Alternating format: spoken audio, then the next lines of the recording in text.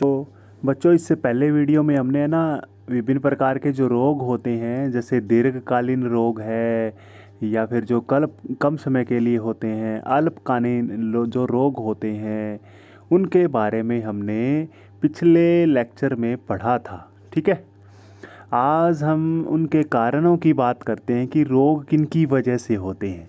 तो बच्चों आपने जैसे 7th में भी किया होगा, 8th में भी किया होगा, जैसे वायरस है, बैक्टीरिया है, कवक है, प्रोटोजोआ है, कृमि है, यानी इनकी वजह से कारण है ये रोगों के।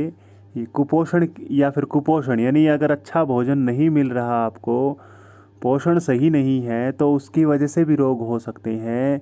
आनुवांशिक विभिन्नता का मतलब ये हो गया कि आपको आनुवांशिक यानी पेरेंट्स से भी क्या हो सकता है, रोगों की प्राप्ति हो सकती है, यानी आनुवांशिक भी हो सकती है। ठीक है, आनुवांशिक भी कारण हो सकता है।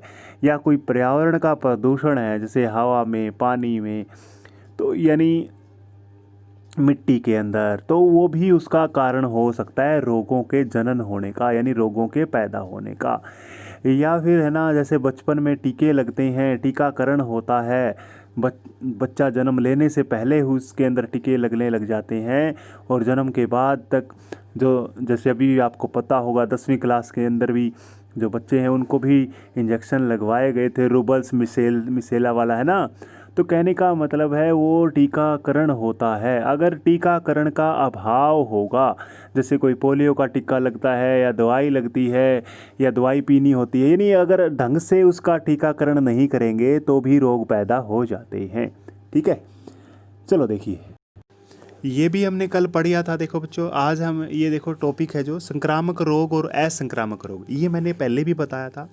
संक्रामक क्या होते हैं, एक व्यक्ति से दूसरे व्यक्ति में आसानी से चले जाते हैं। ठीक है, रोगाणु या सूक्ष्म जीवों द्वारा होने वाले रोगों को संक्रामक रोग कहते हैं। यानी ये क्या होते हैं, ऐसे रोग संक्रामित व्यक्ति से स्वस्थ व्यक्तियों में फैलते हैं, यानी जो एक व्यक्ति से दूसरे व्यक्ति में फैलते हैं उनको क्या बोलते हैं, संक्रामक रोग। संक्रामक रोग के उत्पन्न करने वाले कारक कौन कौन से हैं, जैसे बैक्टीरिया है, जैसे हमने पढ़ा था ना ऊपर, वही कारण है उनके। असंक्रामक रोग क्या होते हैं, जो एक व्यक्ति से दूसरे व्यक्ति में नहीं फैलते, जैसे कोई हृदय रोग है, किसी को पीड़ित है कोई व्यक्ति, या किसी को कोई टाइप की एलर्जी है, तो वो असंक्रामक होता है। ये रोग पीड़ित व्यक्ति तक ही रहते हैं। ठीक है, ये दूसरे व्यक्ति में नहीं फैलते, कैंसर वगैरह, है ना। तो ये हम कह सकते हैं ये रोग क्या होते हैं, जो दूसरे व्यक्ति में, एक व्यक्ति से दूसरे व्यक्ति में नहीं फैलते।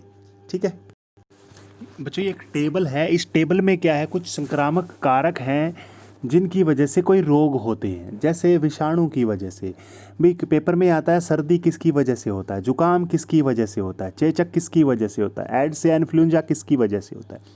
आपको याद रखना है, वायरस की वजह से, विषाणु की वजह से। किसकी वजह से, यस, विषाणु की वजह से।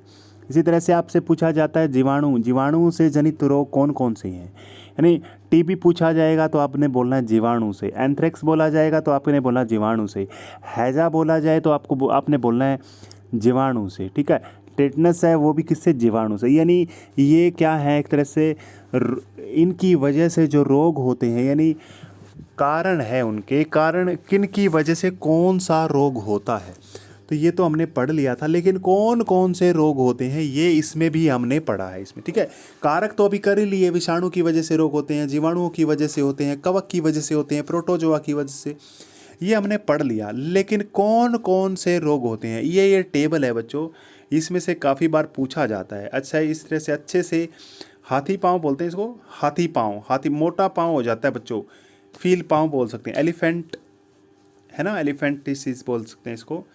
तो इसमें क्या होता है, ये फील पाँव होता है, यानी हाथी पाँव हो जाता है, मोटा सा पाँव हो जाता है, नीचे से ही कह सकते हैं। तो ये आपको याद रखने हैं, इसमें उतार लेना इसको। ठीक है, आपकी NCERT की जो बुक है ना, उसके अंदर भी ये दिए हुए हैं, आप उससे भी इसको उतार सकते हो। थैंक यू बच्चों।